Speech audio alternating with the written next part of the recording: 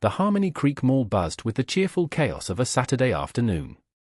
Sunlight streamed through the large glass ceiling, illuminating shoppers browsing the brightly lit stores. Children laughed as they chased each other near the fountain, its water sparkling like diamonds. The food court was a symphony of clattering trays and lively conversations. It was a typical day, full of the everyday dramas and small joys of suburban life. Little did anyone know, this ordinary day was about to become extraordinary. The scent of freshly baked pretzels mixed with the perfume samples being offered near the department store entrance. Soon, a misunderstanding would unfold, leading to an unexpected revelation of heroism. For George, the security guard, it started like any other shift. George, a man in his late 20s, took his job at Harmony Creek Mall very seriously. He wore his uniform with pride, the crisp navy blue a symbol of his dedication to keeping the peace. He walked with a purposeful stride, his eyes constantly scanning the crowd. George believed in order and rules. He'd been working security for almost 5 years, and he thought he'd seen it all: teenagers skateboarding where they shouldn't, the occasional shoplifter, and even a lost dog once. He considered himself a good judge of character, able to spot trouble before it even started. Today, however, his keen eye might just lead him astray, and his assumptions would be put to the test. He adjusted his earpiece, ready for whatever the day might bring. As George patrolled near the entrance of the mall, a new figure entered the scene. Arthur, an elderly man with a kind face etched with wrinkles and eyes that twinkled with wisdom, shuffled through the doors. He leaned slightly on a wooden cane, each step measured and deliberate. He wore a worn tweed jacket, a button-down shirt, and comfortable-looking slacks. He looked like someone's grandpa, someone who enjoyed a quiet afternoon of reading and perhaps a cup of tea. But to George, something about Arthur's slow pace and careful observation of his surroundings raised a tiny red flag. He made a mental note to keep an eye on the elderly gentleman. Arthur seemed harmless enough, but George had learned never to underestimate anyone. Arthur ambled slowly towards Gleaming Gems, the most expensive jewelry store in the mall. The display windows sparkled with diamonds and gold, catching the light and reflecting it in a dazzling array. He paused in front of the window, his eyes scanning the necklaces and bracelets. He lingered there for what George considered an unreasonably long time, his gaze fixed on a particularly exquisite diamond pendant. George watched from across the corridor, his suspicion growing with each passing second. Arthur's hands were clasped behind his back, but George imagined he was casing the joint, planning his next move. He muttered into his radio, "Security to Central, I'm observing a possible suspect near Gleaming Gems." He took a step closer, ready to intervene if necessary. Arthur finally turned and walked away from the jewelry store, moving towards an exit. As he did, George thought he saw Arthur subtly slip something small and shiny into his pocket. It happened quickly, almost too quickly to be sure, but in George's mind, it was enough. His heart pounded in his chest. This was it. He had to act. He couldn't let a potential thief walk away with stolen merchandise. He took a deep breath, adjusted his belt, and started walking purposefully towards Arthur, his hand instinctively reaching for the radio on his shoulder. "This is security," he announced, his voice firm but controlled. "I need backup at the north exit. Suspect attempting to leave the premises." George quickened his pace, catching up to Arthur just as he reached the sliding glass doors of the north exit. "Sir, excuse me," George said, his voice loud enough to be heard over the mall's ambient noise. "I need to speak with you for a moment." Arthur stopped, turning to face George with a surprised expression. "Is there a problem, young man?" he asked, his voice calm and steady. "Yes, sir, there is," George replied, trying to maintain a professional demeanor despite the adrenaline pumping through his veins. "I believe you may have taken something from the jewelry store back there. I need you to come with me." A few shoppers stopped to watch, sensing the tension in the air. A small crowd began to gather. Arthur's face flushed slightly. "I beg your pardon," he said, his voice now tinged with indignation. "I have done nothing wrong. I simply admired a necklace in the window." He stood a little straighter, his grip tightening on his cane. "Are you accusing me of stealing? This is outrageous." The small crowd around them murmured, some whispering amongst themselves. George felt a flicker of doubt, but he pushed it aside. He had to follow protocol. "Sir, I saw you put something in your pocket. I need to see what it is." He gestured towards a nearby bench. "Please, let's do this quietly. It will be easier for everyone." Arthur looked around at the gathering crowd, his expression a mixture of anger and humiliation. "This is absurd," he repeated, but his shoulders slumped slightly. Reluctantly, Arthur allowed George to guide him to the bench. With a sigh, he emptied his pockets. A handkerchief, a small, well-worn wallet, a set of keys, and a peppermint candy rolled onto the hard surface.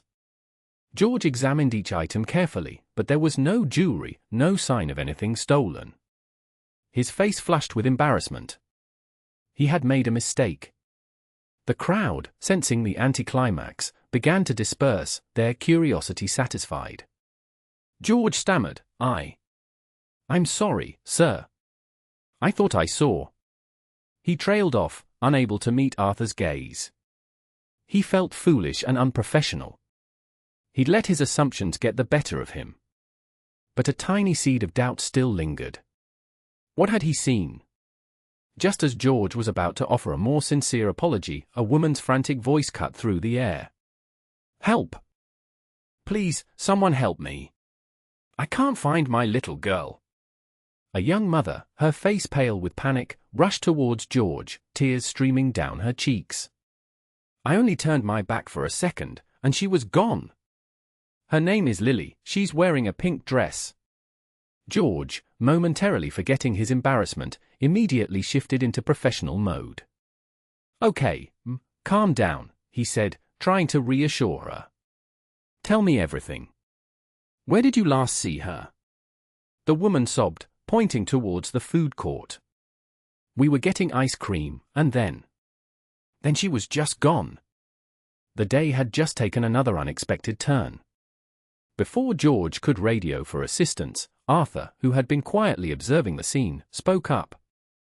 His voice, though still carrying a hint of the earlier indignation, was calm and reassuring.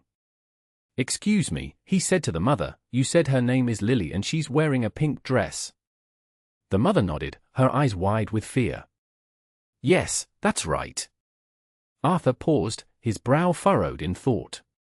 "A little girl in a pink dress. I believe I saw a child matching the description heading towards the indoor playground near the west entrance just a few minutes ago." George stared at Arthur, surprised. How could he have seen that? He'd been so focused on his suspicion, he'd missed everything else.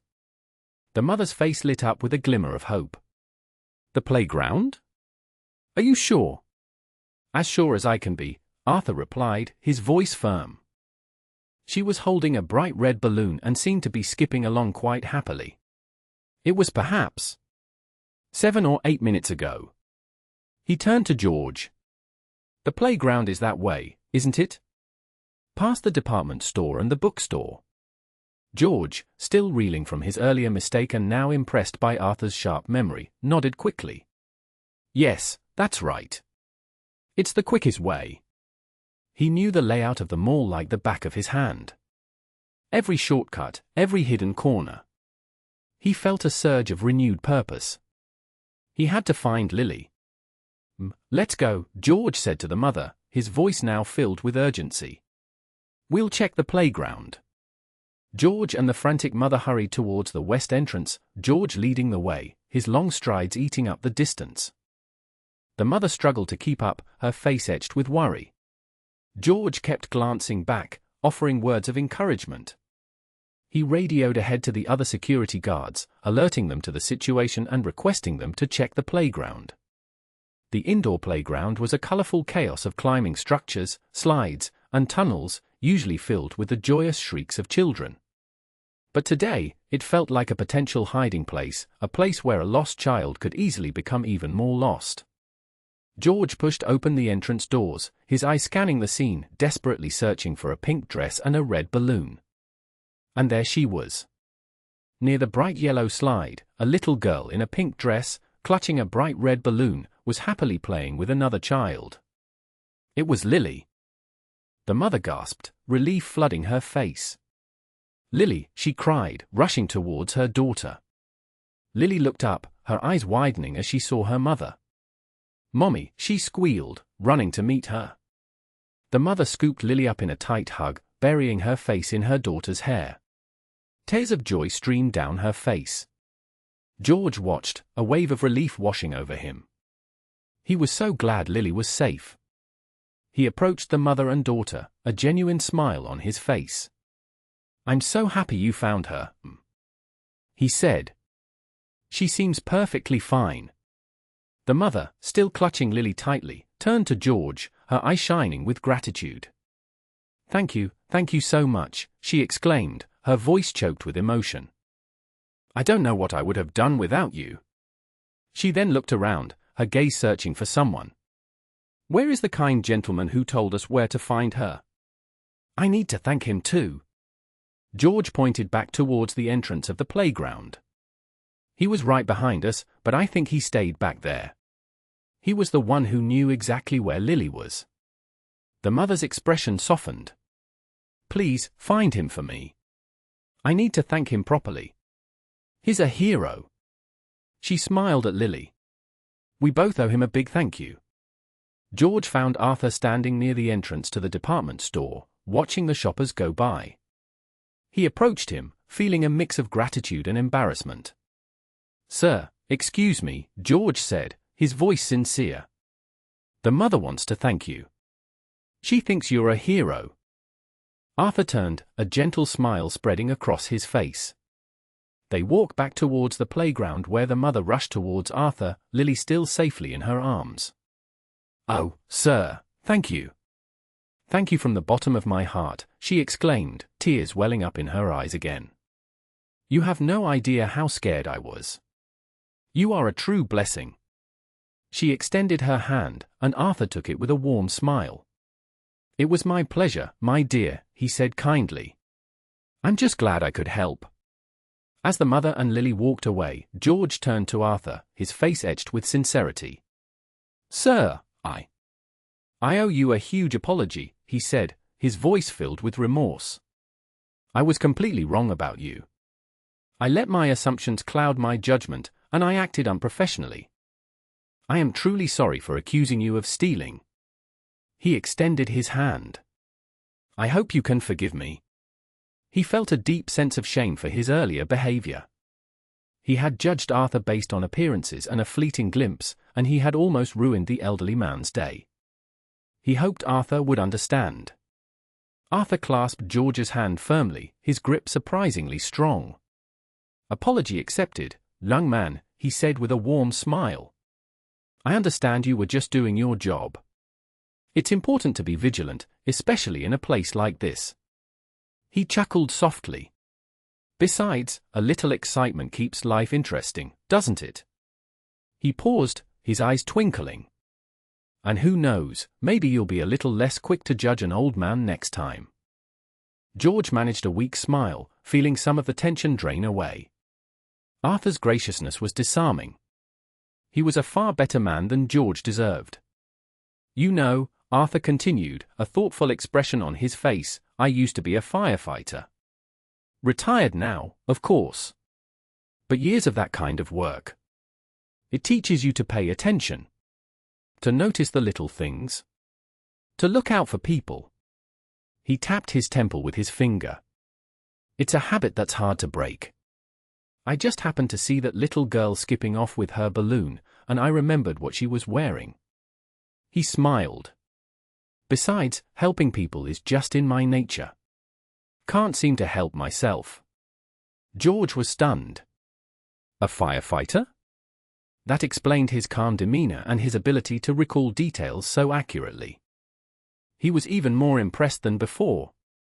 Word of Arthur's quick thinking and heroic action spread quickly through the mall.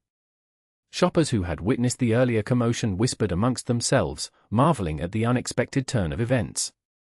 The story was embellished slightly with each retelling, transforming Arthur into a legendary figure. Some claimed he had single-handedly rescued Lily from a dangerous kidnapper, while others insisted he had used his firefighter skills to rappel down from the ceiling and save the day. The truth was less dramatic, but no less impressive. Even the employees at Gleaming Gems had heard about Arthur's role in finding the missing child, and they were eager to meet the hero who had admired their jewelry. The owner of Gleaming Gems, Mr. Abernathy, a kind and observant man himself, had witnessed the entire incident with George from inside his store. He approached Arthur and George, a genuine smile on his face. "Excuse me, gentlemen," he said politely. "I couldn't help but overhear. Mr. Arthur, was it? I saw you admiring our diamond pendant earlier. A beautiful piece, isn't it?" He chuckled. "I understand you were hoping to purchase it for your wife's anniversary? A wonderful gesture." He turned to George, his smile fading slightly.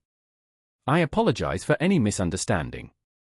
Mr. Arthur was simply admiring our merchandise." The truth about Arthur's intentions was finally revealed, clearing up the last vestige of George's doubt. Mr. Abernathy then turned back to Arthur, his eyes twinkling with genuine warmth. "Mr. Arthur, in light of your eventful day and your incredible act of heroism, I would like to offer you a significant discount on the diamond pendant. Consider it a token of our appreciation for your service to the community." He smiled kindly. "We would be honored to help you make your wife's anniversary even more special." Arthur was taken aback by the generous offer. "Oh, I couldn't possibly," he began, but Mr. Abernathy gently interrupted him. "Please, Mr. Arthur, allow us. It's the least we can do." He gestured towards his store. "Come, let's discuss the details." George watched as Arthur and Mr. Abernathy walked towards the jewelry store, a deep sense of introspection washing over him. He realized how close he had come to ruining Arthur's day, all because of his own preconceived notions. He had judged Arthur based on his age, his slow pace, and a fleeting, misinterpreted glance. He had allowed his assumptions to blind him to the truth. He knew he needed to change. He needed to be more open-minded, more understanding, and less quick to judge. He vowed to be a better security guard, a better person. This day had been a harsh but valuable lesson. A little while later, Arthur emerged from the Gleaming Gems, a small velvet box clutched carefully in his hand. He walked slowly towards the exit, a contented smile on his face. He had purchased the diamond pendant for his beloved wife, thanks to the kindness of Mr. Abernathy. As he passed George, he nodded his head in acknowledgement. George returned the nod, a respectful smile on his face. Arthur paused near the exit doors, glancing back at the bustling mall, a place where an ordinary day had transformed into something truly special. He then stepped out into the sunshine, a true hero in everyone's eyes, carrying not stolen goods, but a symbol of his love and a testament to his character. George straightened his uniform, a renewed sense of purpose filling him. He would still be vigilant, still observant, but he would strive to see people as individuals, not as stereotypes. He would focus on facts, not assumptions. He would pay closer attention to the world around him, just like Arthur had done. He took a deep breath and resumed his patrol, his eye scanning the crowd, but this time with a different perspective. He noticed a young boy struggling to reach a toy on a high shelf. He smiled and walked over to help. The day was far from over, and George was determined to make the most of it, to be the kind of security guard the Harmony Creek Mall deserved. Later that afternoon, an announcement came over the mall's public address system. "Attention shoppers," the mall manager's voice boomed cheerfully. "We would like to take a moment to acknowledge the heroic actions of one of our shoppers, Mr. Arthur Peterson, a retired firefighter, for his quick thinking and assistance in locating a missing child earlier today.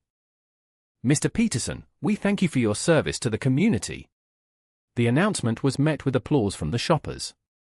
"We would also like to commend our security guard, George Miller, for his dedication to keeping our mall safe and for his willingness to acknowledge his mistake and apologize to Mr. Peterson. Thank you, George, for your commitment to excellence." George felt a surge of pride and humility. He had made a mistake, but he had learned from it, and now he was being recognized for his growth. As the day drew to a close at Harmony Creek Mall, a sense of warmth and community lingered in the air. The event of the afternoon had touched everyone, reminding them of the importance of looking beyond first impressions, of offering second chances, and of working together to create a safe and caring environment. It was a day that started with a misunderstanding but ended with a celebration of heroism and the power of human connection. And for George, it was a day that changed him forever, teaching him a valuable lesson about the true meaning of service and the importance of seeing the good in everyone. The mall, once again quiet, stood as a testament to the extraordinary events that had unfolded within its walls, a reminder that even in the most ordinary of places, extraordinary things can happen.